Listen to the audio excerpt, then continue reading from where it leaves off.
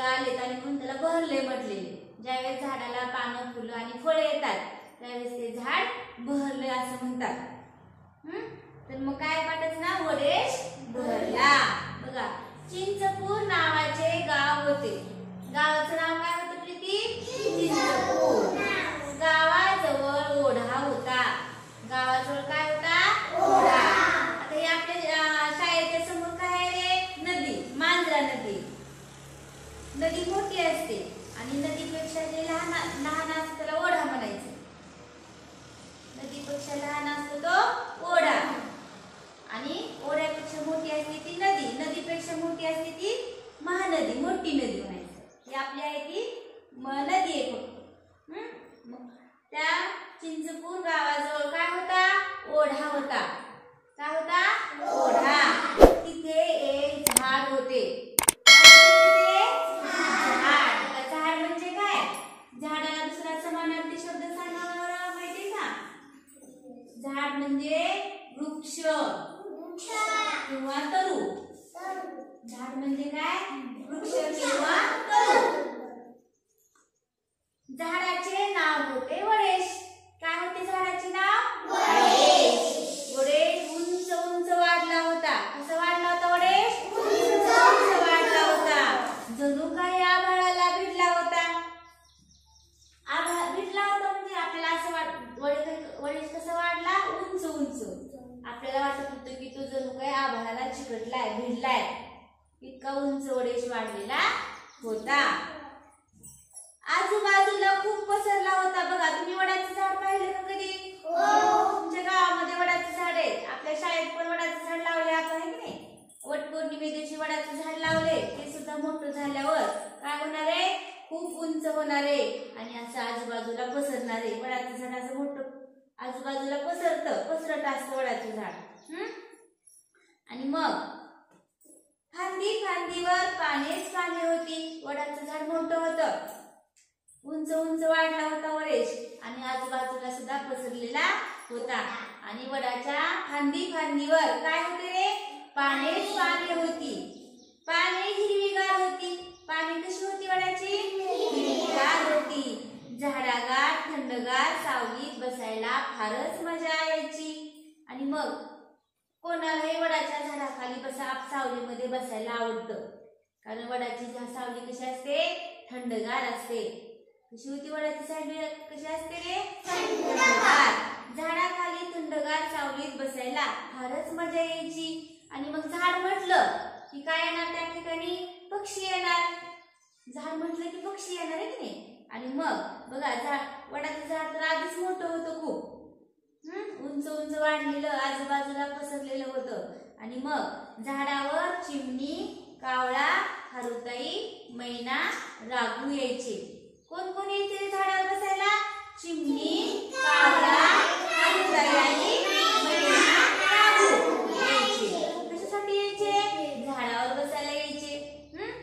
किलबिल करत बोलायचे. मग पक्षी आले की बघा, पक्ष्यांचा किलबिलाट सुरू होते की नाही? आणि मग झाडावर ते पक्षी बसायचे आणि त्यांचा काय व्हायचा? किलबिलाट सुरू व्हायचा. गोड गाणी गायचे पक्षी. वडेशला पाखरांची भाषा समजायची. चिमणी, कावळा, खारुताई, मैना, राघू यायचे आणि काय करायचे? गोड गोड गाणी गायचे आणि किलबिलाट करायचे. आणि वडेशला पाखरांची भाषा समजायची. दररोज पक्षी त्या झाडावर आल्यामुळं त्या वडेशला म्हणजे वडाच्या झाडाला सुद्धा त्या पाखरांची भाषा समजायची. आणि मग तो काय करायचा? तो पानांची सळसळ करून बोलायचा आणि फडफड करून रागवायचा. वडेशला जर त्या पाखरांचा राग आला तर तो पान असे फटफटफट करायचा आणि मग तो त्याचा राग काय करायचा? त्या पक्ष्यांना दाखवायचा. झाड बोलत नसतं पण त्यांना सुद्धा आपली भाषा समजत असते. आणि मग पक्षी जर जास्त गोंधळ करू लागले, किलबिलाट करू लागले की वडेश काय करायचा? पानांची सळसळ करायचा आणि फडफड करून रागवायचा. पाखरांना पिले होती. पक्ष्यांना पिले होती छोटी छोटी. आणि मग बघा, चिमणीचे पिलू होते चिनू, कावळीचे पिलू होते कानू आणि पोपटाचे पिलू होते पिनू. पिले लपाछपी खेळत शाळेमध्ये आल्यानंतर किंवा तुम्ही शाळा सुटल्यानंतर तुमच्या घरी गेल्यानंतर खेळ खेळतात, तसं मग ही पिले काय करायची, छोटी छोटी पिले झाडावर आले की लपाछपी खेळायची. पिलांची नाव लक्षात राहिली. चिमणीच्या पिलूला चिनू, कावळीच्या पिलाला कानू आणि पोपटाच्या पिलाला पिलू. आणि हे पिलं मग त्या वडाच्या झाडावर बसली की काय करायची, लपाछपी खेळायची, लपंडाव खेळायची आणि पारंबी पकडून झोके घेत. वडाच्या झाडाला पारंबे असतात आणि त्या वडाच्या झाडाला पारंब्याला पकडून काय करायचे, झोके खेळायचे. कोण खेळायचे रे, पिले. कोण कोण, चिनू, कानू आणि पिनू. हे काय करायचे, वडाच्या पारंब्याला पकडायचे आणि झोके खेळायचे. खूप दंगा करत, दंगा म्हणजे काय, गोंधळ करायची, मस्ती करायची मला.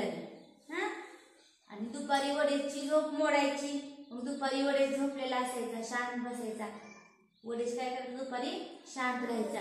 आणि मग हे पिले येऊन कालवा करू लागली, गोंधळ करू लागली, दंगा करू लागली की मग वडेशची झोप मोडायची. आपण पण दुपारी झोपी गेलो आणि कोणी जर गोंधळ करायला तर आपली पण झोप मोड होती की नाही, तशी वडेशची पण काय व्हायली, मग झोप मोड होऊ लागली आणि तो वैतागून जायचा. कोण, तो म्हणजे कोण, वडेश. वडेशला राग यायचा, वैतागून जायचा तो आणि पिलांवर रागवायचा. पिलांना सांगायचा, वडेशला दुपारी झोपल्यानंतर जर पिलांनी गोंधळ केला की त्याला तो रागवायचा, पिलांना रागवायचा, तो वैतागून जायचा आणि पिलांना काय सांगायचं बघा, उडा उंच भूर भूर, जा खूप दूर दूर, करता खूप कटकट, निघा इथून झटपट. काय म्हणायचं वडेश पिलांना बघा, उडा उंच भूर भूर, जा खूप दूर दूर, करता खूप कटकट, निघा इथून झटपट. असं कोण सांगायचं रे, वडेश पिलांना सांगायचा. बघा पान नंबर 17 काढा सगळ्यांनी. पिलांना वडेशचा राग यायचा. पिलं लहान लहान होती आणि मग पिलांना वडेशनं रागावला, चिडला की पिलांना सुद्धा काय व्हायचा, त्या वडेशचा राग यायचा. आपल्याला पण आपण खेळायला लागलो ना, आपल्याला मोठी माणसं रागवायला लागली, आपल्याला पण त्यांचा राग येते की नाही. उगाच आपल्याला हाकलायला लागले तिथून, उगाच आम्हाला खेळू देणं गेले, असं वाटतं की तुम्हाला कधी कधी. तसं त्या पिलांना सुद्धा मग त्या वडेशचा काय व्हायला, राग यायचा आणि ती वडेशचे नाव मग आई बाबांना सांगायची. ओके, पिलं म्हणजे कोण, तुमच्यासारखी छोटी छोटी. तुम्ही कशी लहान आहेत आता आणि मग तुम्हाला सुद्धा कुणी जर रागावलं, कुणी बोललं तर तुम्ही काय करता रे, आई पप्पांना सांगता. आई पप्पांना सांगते की नाही घरी जाऊन, बरोबर, आई पप्पाला सांगते की नाही. तसं मग पिले पण काय करायची, वडीलचं नाव कोणाला सांगायची, समृद्धी आई बाबांना सांगायची. नेहमी नेहमी पिलांचे बोलले ऐकून पाखरांना वडेशचा राग आला. मी सारखंच पिलं काय करायची, आई बाबाला नाव सांगायची वडेशचं. आणि मग पिलं सारखंच वडेशचं नाव सांगायल्यामुळं त्या पिलांच्या आई बाबांना सुद्धा वडेशचा राग आला. अचानक पाखरे दूर निघून गेली आणि मग त्या पिलांच्या आई बाबांनी पण मनावर घेतलं की चला आपण हे वडाचं झाड सोडून आपण लांब जाऊ. आपली कटकट त्या वडाच्या झाडाला नको, हे की नाही. वडेशला आपल्यासारखं राग येत आहे. ते पिलं आणि त्यांचे आई बाबा कुठे गेले, दूर निघून गेले. आणि मग दूर निघून गेल्यानंतर मग त्या वडाच्या झाडावर बसायला कोणीच येईना. इथे कोणी बोलायला नाही, कोणी खेळायला नाही. आता काय करावे, वडेशला एकटे एकटे वाटू लागले. बघा इतके दिवस पिलं येत होती, गोंधळ करायची, दंगा करायची आणि वडेशची झोप मोड व्हायची. वडेशला राग यायचा पिलांचा, बरोबर आहे. तो पिलांवर राग व्हायचा आणि म्हणून पिलांचे घरचे काय केले, दूर निघून गेले. आता वडेश पडला एकटा. इतके दिवस पिलांची सवय झाली ना त्याला, गोंधळ ऐकायची, दंगा ऐकायची. पण आता वडेश खूप कसं पडला, एकटा पडला. वडाच्या झाडावर आता कुणी खेळायला येईना. आता काय करायचं, कुणी बोलायला पण येईना आणि वडेश मग एकटा एकटा राहावं त्याला वाटू लागलं. हिवाळा संपला. 3 ऋतू असतात, कोणकोणते रे, पावसाळा, हिवाळा, उन्हाळा. आता सध्या आपला पावसाळा चालू आहे. पावसाळ्यानंतर हिवाळा येतो आणि हिवाळा संपला की उन्हाळा येतो. मग हिवाळा संपला आणि हिवाळा संपला की मग उन्हाळा सुरू होतो आणि मग ऊन तापू लागतं. बघा हिवाळा संपला, ऊन तापू लागले, खांदीवर तांबूस कोळे अंकुर दिसू लागले. वडाच्या झाडावर काय दिसू लागले रे? फांदीवर तांबूस तांबूस कोवळे कोवळे अंकुर दिसू लागले आणि ते हळूहळू मोठे झाले. मग पोपटी होत गेले. आधी बघा तुम्ही कधी झाड पाहिलं? आता आपण ते वडाचं झाड लावलं होतं, त्याला आधी छोटस असं कोंब आले होते. त्या कोंबाचं काय झालं पुन्हा? ते कोंब फुटलं आणि त्या कोंबाच्या नंतर काय झाले? लाल लाल पानं आली. तुम्ही पाहता ते दररोज. आणि मग ज्यावेळेस ते पानं हळूहळू मोठे होऊ लागतात पुन्हा ते कसे होतात? पोपटी रंगाचे होतात. आणि मग कोवळी पाने दिसू लागली. कसली पाने दिसू लागली? कोवळी पाने दिसू लागली. पाने पण हिरवीगार झाली. कोवळी पाने मोठी झाली कशी दिसतात? मग हिरवीगार दिसतात. फांदी फांदीवर हिरवे हिरवे ठिपके दिसू लागले. ते हळूहळू लालसर झाले. मग फळे लालचुटूक आली. काय झालं? फांदी फांदीवर हिरवे हिरवे ठिपके दिसू लागले आणि ते हळूहळू लालसर झाले आणि मग फळे आली लालचुटूक. वडाच्या झाडाला सुद्धा फळे येतात आणि ते कसे दिसू लागले?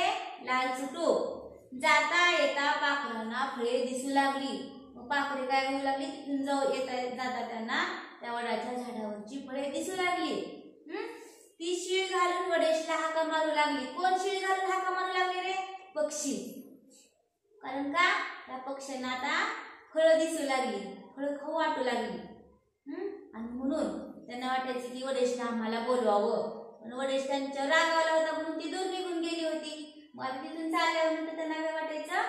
पाखरं शीळ घालायची आणि त्यांना वाटायचं की वडेशला आम्हाला या म्हणावं. काय वाटायचं? वडेशला आम्हाला बोलवावं. आणि वडेशला पाखरांची ओढ होतीच. रुसवा संपला होता. इतके दिवस वडेश एकटाच राहिला होता त्याच्या झाडावर. वडेशच्या झाडावर पक्षी नव्हतेच. पक्षी लांब गेले होते आणि त्यामुळे वडाला काय वाटत होतं रे? एकटं एकटं वाटत होतं, करमत नव्हतं. आपण सुद्धा घरी एकटा असून आपल्याला करमत नाही की नाही? तसं मग त्या वडेशला सुद्धा आता एकटं एकटं वाटू लागलं होतं. त्यांना वडेशला पाखरांची आठवण येऊ लागली होती. आता वडेशचा राग निघून गेला होता, रुसवा संपला होता वडेशचा. वडेशला पण वाटत होतं कधी माझ्या झाडावर पक्षी खेळायला येतात की कधी बोलायला येतात, असं वडेश त्यांची वाटच पाहत होता. आणि मग तो पाखरांना बोलावू लागला. कोण बोलू लागला? वडेश. काय म्हणू लागला रे? या रे या सारे या. काय म्हणू लागला? या रे या सारे या. चटकन या पटकन या. लाल लाल फळे खाऊन जा. तो पक्ष्यांना बोलू लागला. या रे या सारे या. पटकन या चटकन या. आणि काय करा? लाल लाल फळे खाऊन जा. असं वडेश त्या पाखरांना बोलू लागला.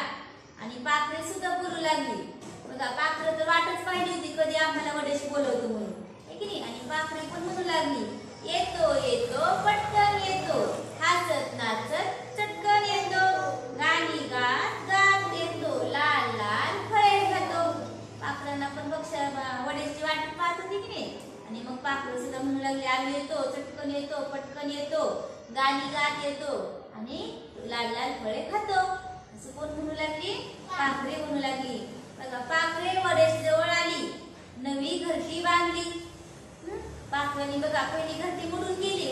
पाखरं लांब गेल्यामुळे घरटी राहिली नाही. आता मग पाखरांनी काय केली? त्यांना राहण्यासाठी नवीन घरटी बांधली. वडेश जवळ राहू लागली. वडेशला खूप आनंद झाला.